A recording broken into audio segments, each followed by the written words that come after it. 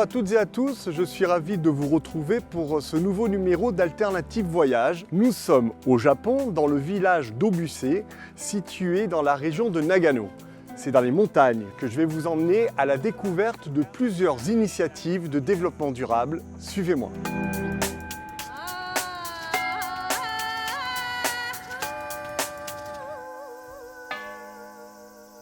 C'est aux portes de la ville de Obuse que nous allons rencontrer Koya-san. Ce jeune fermier est à la tête d'une petite exploitation laitière où le développement durable s'inscrit au cœur de son activité. Bien-être animal, optimisation des déchets, circuit court. Mais tout d'abord, hissons-nous dans les montagnes. Iyuma-san nous invite à découvrir la station de Norikura, où les habitants et commerçants ont pris conscience de l'importance de la sauvegarde de leur environnement. Objectif zéro carbone.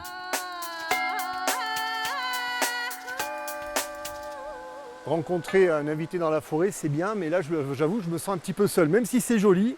Alors, il paraît qu'il y a des ours ici, mais voilà, il y a des cloches comme ça. Quand on tape dessus, il paraît que ça éloigne les ours.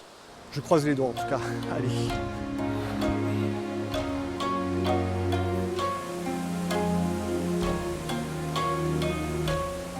Hey, konnichiwa, Yuma-san. Bonjour Xavier, bienvenue à Norikura. Je travaille pas loin et c'est l'endroit que j'apprécie pour sa beauté ou pour me ressourcer. Cette forêt, ton village, qu'est-ce qu'ils ont de particulier ? Ici, on est dans un parc national qui comprend les montagnes de Norikura et le village situé sur le plateau. C'est depuis quelques années un parc zéro carbone où les habitants vivent en harmonie avec la nature. En 2003 déjà, l'accès au sommet de la montagne avait été interdit aux voitures pour préserver les lieux car nous avions observé la disparition d'espèces et de plantes comme certaines fougères. Les habitants ont préféré privilégier l'environnement plutôt que les retombées économiques liées à la route. Un choix écologique finalement plutôt qu'économique. Ici, il y a la volonté de créer un parc touristique avec un grand respect de l'environnement tout en prenant soin des ressources naturelles.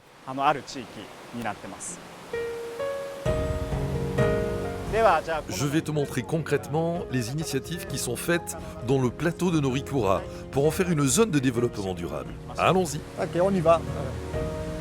Voilà, je respire.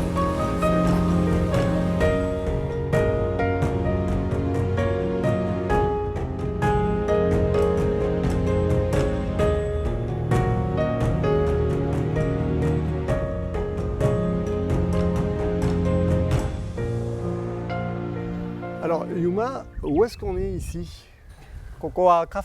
Voici le café Kueleme, un des 2 cafés que je gère. Je m'occupe aussi du café GIF Norikura dans la station. Dans ces 2 endroits, nos objectifs sont le zéro déchet, d'utiliser les produits locaux et embaucher des personnes localement. Ce qu'il y a de particulier dans le café Kueleme, c'est que nous utilisons le bouleau de Mandchourie pour confectionner des produits d'artisanat et des boissons.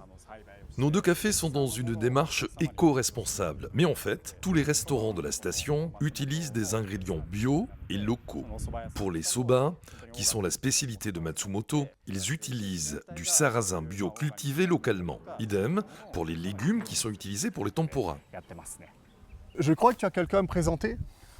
Oui, on va rencontrer Aoi-san, qui est une spécialiste de la distillation du bouleau de Mandchourie.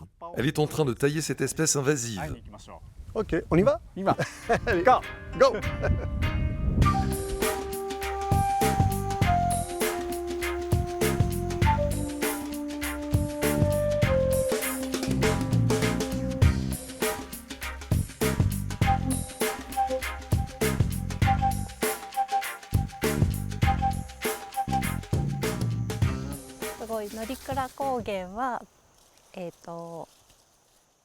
Avant, sur le plateau de Norikura, il y avait des vaches et des pâturages. Maintenant, les élevages n'existent plus et les pâturages ont été laissés à l'abandon. Donc les herbes sauvages ont envahi les espaces et des plantes primaires ont fait leur retour, comme le bouleau de Mandchourie que je suis en train de couper. Pour ma part, je coupe les feuilles pour faire des cosmétiques avec de l'eau et mes collègues vont venir couper le tronc pour d'autres utilisations.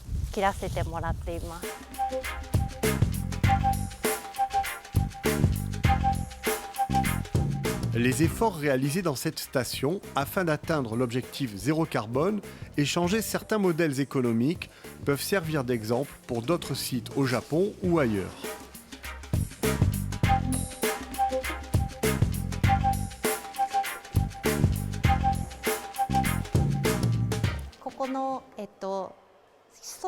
Je suis en train de faire bouillir cette eau pour que l'essence du parfum remonte jusqu'à cet autre tuyau d'eau froide et crée par condensation une eau parfumée.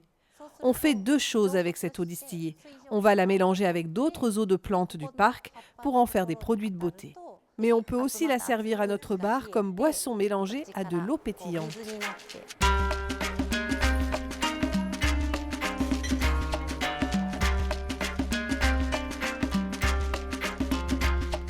Après ce modèle d'économie circulaire émanant du projet Zéro Carbone, je me rends dans la maison d'hôte de Iyoma-san pour y passer la nuit.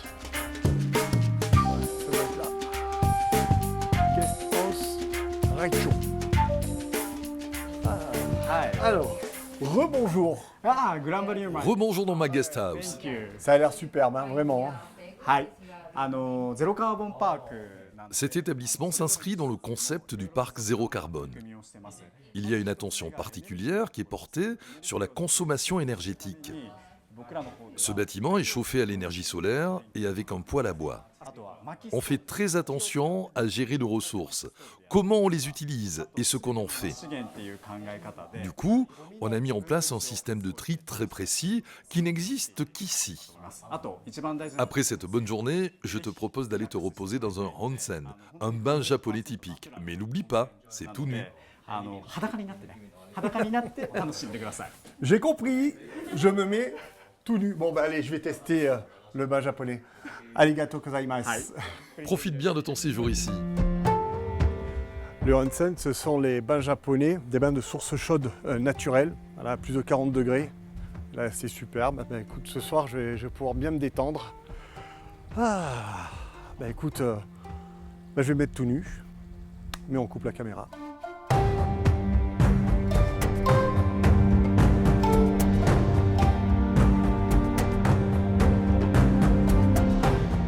Après cette immersion dans les montagnes, nous redescendons dans la vallée où Koya-san nous attend pour nous présenter son exploitation laitière.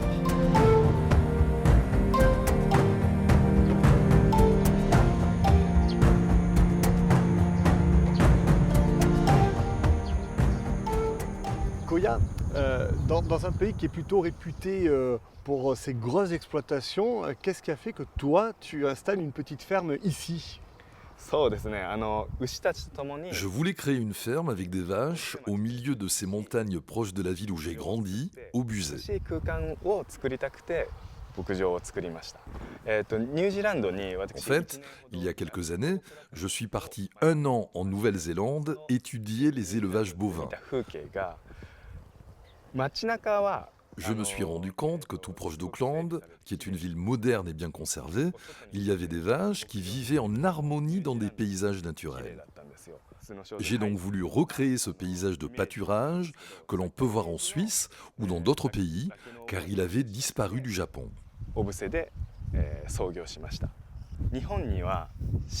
Le Japon, c'est un pays de montagne avec 4 saisons bien différentes. En hiver, il fait très froid et les montagnes sont enneigées. En juin, c'est une saison avec de fortes pluies. Mais ici, nous sommes entourés de volcans, ce qui rend la terre riche et l'herbe excellente pour les pâturages et faire du bon lait par la suite. Mais la diversité des climats fait que l'on peut faire pousser par exemple du maïs. C'est le cas d'un agriculteur tout proche qui me fournit les tiges après récolte de la fleur. Je les utilise dans l'alimentation de mes vaches. Mais on utilise aussi les cosses de riz. Une fois le riz récolté et épluché, il reste la cosse qui est normalement jetée. Nous la broyons pour faire un paillage confortable dans nos étables. Derrière, nous en tirons un engrais bio qui est donné à l'agriculteur et qui lui permet de cultiver son maïs. Donc c'est vraiment un cercle vertueux.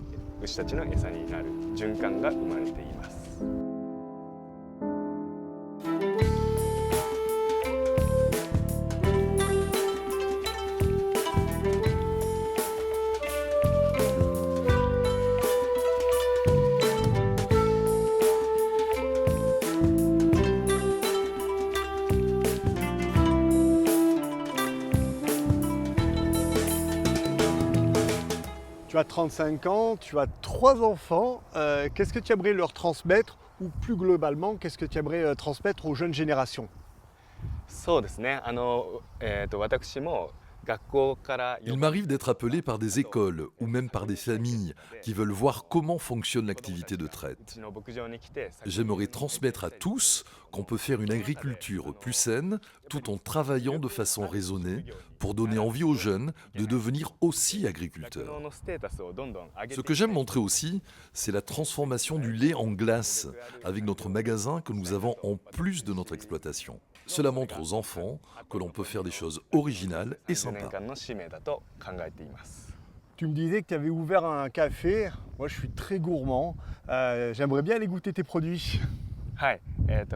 Oui, allons voir mon café Milgreen. C'est par là? Yes. Ok, allez, on y va. On va marcher un peu.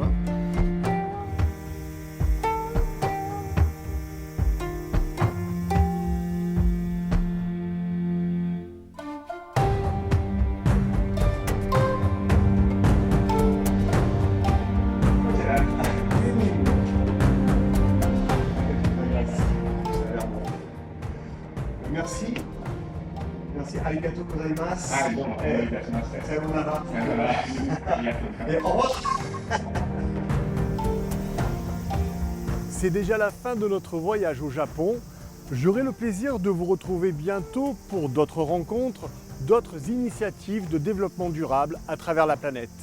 À bientôt.